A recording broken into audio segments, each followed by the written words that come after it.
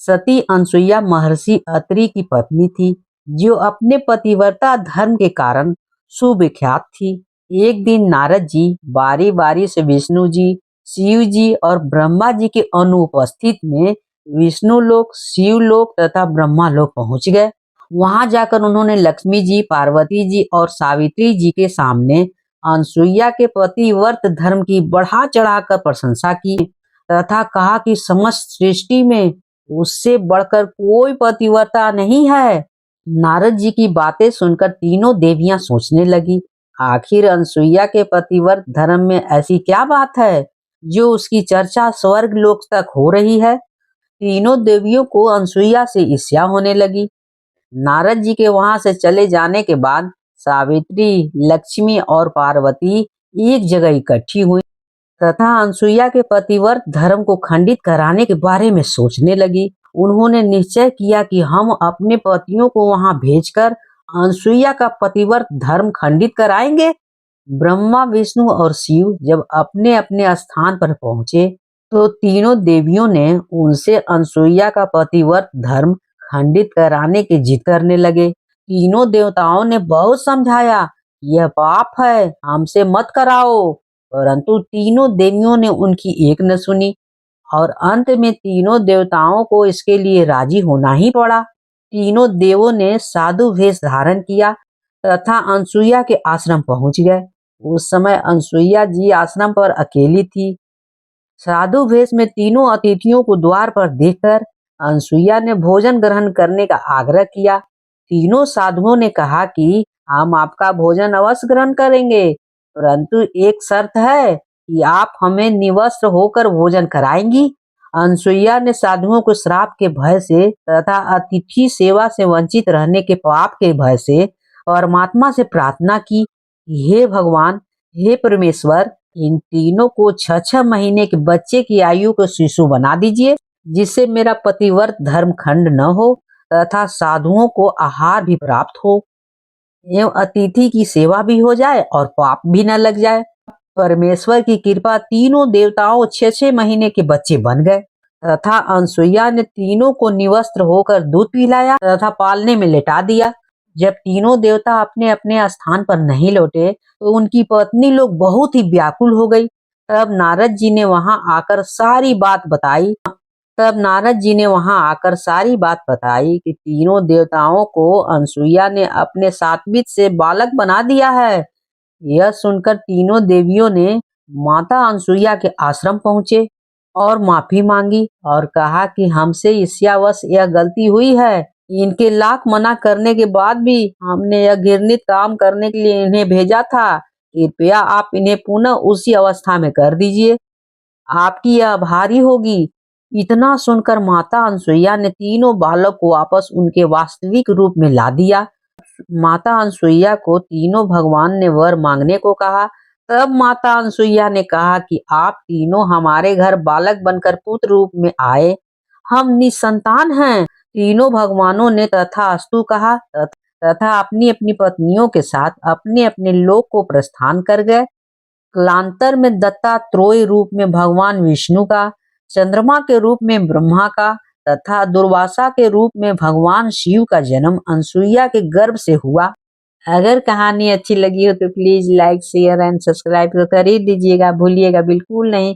कई वर्षों पहले एक राज्य में मिदास नाम का एक लोभी राजा राज करता था। उसकी एक बहुत ही सुंदर पुत्री थी जिसका नाम था मेरीगोल्ड। मिदास अपनी पुत्री से बहुत प्रेम करता था, किंतु उससे कहीं अधिक उसे सोने से प्रेम था। उसका खजाने में सोने का भंडार था। उतना सोना दुनिया में किसी भी राजा के खजाने में नहीं था। उसके बाद भी खजाने में जितना सोना बढ़ता, राजा मिदास की लालच उतनी ही बढ़ती जाती। उसके दिन का अधिकांश समय खजाने में रखे सोने को गिनते हुए निकल जाता था। सोने की लालच में अक्सर वह अपनी पुत्री को अनदेखा करता रहता था। दिन पर दिन उसकी सोने की ललक बढ़ती जा रही थी और अधिक सोना प्राप्त करने के उद्देश्य से उसने एक बार अन्न जल त्याग कर ईश्वर की कठोर उपासना की। उससे उपासना से प्रसन्न होकर ईश्वर ने उसे दर्शन दिए और मनचाहा वरदान मांगने को कहा। मिदास बोला, हे ईश्वर, मुझे वरदान दीजिए कि मैं जिस वस्तु को छूऊं वह सोने में बदल जाए। ईश्वर मिदास की लालसा समझ गए थे। वरदान देने से पूर्व उन्होंने पूछा, राजन, क्या यह वरदान मांगने से पूर्व तुमने अच्छी तरह से विचार कर लिया है? बताओ। हे ईश्वर, मैं इस विश्व का सबसे धनी राजा बनना चाहता हूँ। मैंने अच्छी तरह से सोच लिया है। मुझे यही वरदान दीजिए। कृपया मुझे वरदान प्रदान कीजिए। मिदास ने उत्तर दिया, तथा अस्तु, मैं तुम्हें वरदान देता हूँ कि कल सूरज की पहली किरण के साथ तुम जिस वस्तु को छुओगे वह सोने में बदल जाएगी। आशीर्वाद देने के बाद ईश्वर अंतर्ध्यान हो गए। राजा मिदास यह वरदान पाकर खुशी से फूला नहीं समा रहा था। दूसरे दिन सोकर उठने के बाद अपनी शक्ति पर रखने के लिए उसने अपनी पलंग को छू कर देखा। वह पलंग सोने का बन गया। मिदास बहुत खुश हुआ। दिन भर वह सूद बूद खोकर अपने महल की हर चीज को सोने में परिवर्तित करता रहता। अपने महल की हर चीज को सोने में परिवर्तित करने में लग रहा था। उसे भोजन करने तक का भी होश नहीं था। शाम तक वह थक कर चूर हो गया था। उसे जोरों की भूख लगाई थी। उसने अपने सेवकों को भोजन परोसने के लिए कहा।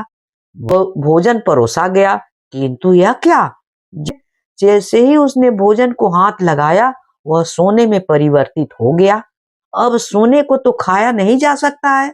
भूख से बेहाल राजा मिदास ने फल खाकर भूख को मिटाना चाहिए, किंतु उसके छूते ही वह भी सोने में परिवर्तित हो गया। वह गुस्से से तिलमिला उठा और उठकर बाहर चला गया। बाहर टहलते हुए अपने महल के उद्यान में पहुंचा। वहां उसने देखा कि उसकी नन्ही पुत्री मेरी गोल्ड खेल रही है। उसका सुंदर मुख देखकर राजा के मन में प्रेम उमड़ आया। कुछ क्षण के लिए वह अपनी भूख को भूल गया।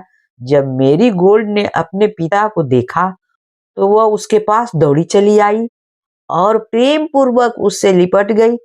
राजा मिदास ने ज्यों ही अपनी पुत्री के सर पर हाथ फेरा, वह सोने में परिवर्तित हो गई। अपनी नन्ही पुत्री को सोने को बना देखकर वह बहुत दुखी हुआ और रोने लगा। उसने फिर से ईश्वर से प्रार्थना की। प्रार्थना सुनकर ईश्वर फिर प्रकट हुए और पूछने लगे, राजन, क्या हुआ? अब तुम्हें क्या वरदान चाहिए? बताओ राजन। मिदास रो रो कर कहने लगा, हे ईश्वर, मुझे क्षमा करे। सोने की लालसा ने मेरी बुद्धि को भ्रष्ट कर दी थी और मैं यह वरदान मांग बैठा, किंतु अपनी पुत्री को खोने के बाद अब मेरी आंख खुल गई है। मुझे समझ में आ गया है कि हर वस्तु अमूल्य है और उनसे भी सबसे अमूल्य मेरी पुत्री है। भगवान, कृपया यह वरदान वापस ले लीजिए और मुझे मेरी पुत्री लौटा दीजिए। अब मैं सोने की लालसा त्याग दूंगा और अपना कोषागार निर्धनों और जरूरतमंदों के लिए खोल दूंगा। ईश्वर ने जब उसके पछतावा के आंसू देखे तो अपना वरदान वापस ले लिया। दूसरे दिन सूरज की पहली किरण के साथ सारी वस्तु अपने वास्तविक रूप में आने लगी। राजा मिदास की पुत्री भी अपने वास्तविक रूप में आ गई। उसने अपने वचन के अनुसार अपना कोषागार निर्धनों और जरूरतमंदों के लिए खोल दिया। उसका लोभ खत्म हो चुका था। वह एक संतुष्ट जीवन व्यतीत कर रहा था और खुशी खुशी जीवन जीने लगा। इस कहानी से हमें यह सीख मिलती है कि धन महत्वपूर्ण अवश्य है, किंतु सर्वस्व नहीं। प्रेम, खुशी, संतुष्टि कभी भी धन से खरीदी नहीं जा सकती है। लोभ का परिणाम बुरा ही होता है। अगर कहानी अच्छी लगी हो तो प्लीज लाइक, शेयर और सब्सक्राइब तो कर ही दीजिएगा, भूलिएगा बिल्कुल नहीं। नारद जी को एक बार इस बात का घमंड हो गया कि कामदेव भी उसकी तपस्या और ब्रह्मचर्य को भंग नहीं कर सकेंगे। नारद जी ने यह बात शिव जी को बताई। नारद जी के शब्दों में अहंकार भर चुका था। शिव जी यह समझ चुके थे कि नारद अभिमानी हो गए हैं। भोलेनाथ ने नारद जी से कहा कि भगवान श्री हरि के सामने अपना अभिमान इस प्रकार से मत करना। इनके बाद नारद जी विष्णु जी के पास गए और शिव जी के समझाने के बाद भी उन्होंने श्री हरि को पूरा प्रसंग सुना दिया। नारद जी भगवान विष्णु के सामने भी अपना घमंड प्रदर्शित कर रहे थे। तब भगवान ने सोचा कि नारद जी का घमंड तोड़ना ही होगा। यह शुभ लक्षण नहीं है। जब नारद कहीं जा रहे थे तब रास्ते में उन्हें एक बहुत ही सुंदर नगर दिखाई दिया, जहाँ किसी राजकुमारी के स्वयंवर का आयोजन किया जा रहा था। नारद जी भी वहां पहुंच गए और राजकुमारी को देखते ही मोहित हो गए। यह सब भगवान श्री हरि की माया थी। राजकुमारी का रूप और सौंदर्य नारद के तप को भंग कर चुका था। इस इस कारण उन्होंने राजकुमारी के स्वयंवर में हिस्सा लेने का मन बना लिया। नारद जी भगवान विष्णु के पास गए और कहा कि आप अपना सुंदर रूप मुझे एक दिन के लिए दे दीजिए, जिससे कि वे राजकुमारी स्वयंवर में मुझे ही पति रूप में चुन सके। भगवान ने ऐसा ही किया, लेकिन जब नारद मुनि स्वयंवर में पहुंचे तो उनका मुख बानर की तरह हो गया।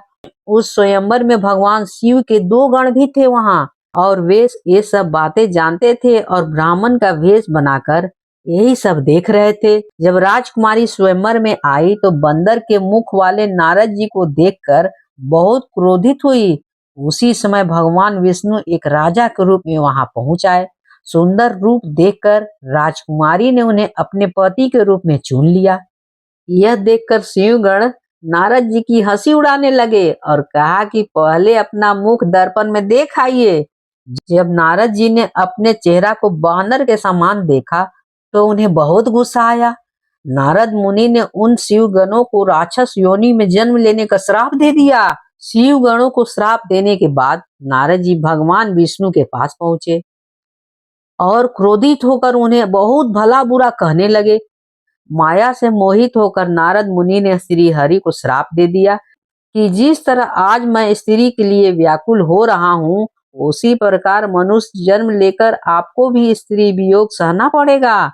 उस समय बानर ही तुम्हारी सहायता करेंगे।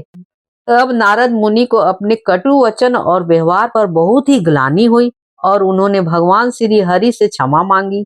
भगवान श्री हरि ने कहा कि ये सब मेरी ही इच्छा से तो हुआ है, अतः तुम शोक न करो। उसी तरह वहां भगवान शिव के गण आए, जिन्हें नारद मुनि ने श्राप दिया था। उन्होंने नारद मुनि से क्षमा मांगी। नारद मुनि ने कहा कि तुम दोनों राक्षस योनि में जन्म लेकर सारे विश्व को जीत लोगे, तब भगवान विष्णु मनुष्य रूप में तुम्हारा वध करेंगे और तुम्हारा कल्याण होगा। नारद मुनि के इन्हीं श्रापों के कारण उन शिव गणों ने रावण एवं कुंभकर्ण के रूप में जन्म लिया और श्री राम के रूप में अवतार लेकर भगवान विष्णु को स्त्री वियोग सहना पड़ा। श्री राम के रूप में अवतार लेकर भगवान विष्णु को स्त्री वियोग सहना पड़ा। अगर कहानी अच्छी लगी हो तो please like share and subscribe कर दीजिएगा, भूलिएगा बिल्कुल नहीं। कहानी होती है समाप्त।